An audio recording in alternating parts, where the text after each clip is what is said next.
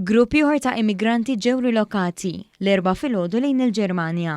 Fi-stqarrija maħruġa mill-Ministeru għall-Intern intqal li dan huwa l-5 grupp ta' immigranti li qed jiġu rilokati minn Settembru li għadda, dan minkejja l-isfidi li ġabet magħha l-pandemija tal-coronavirus. Il-Gvern qal li l-immigranti rilokati se jkollhom it-talba tagħhom għall-ażil determinata fi stati membri oħrajn.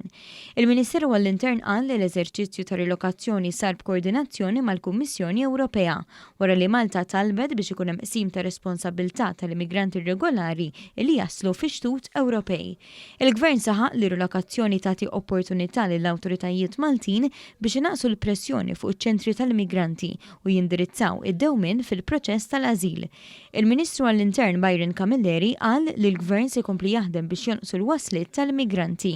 L-ewwel punt kruċjali fil-ħidma tagħna huwa illi nkomplu innaqsu il-waslit.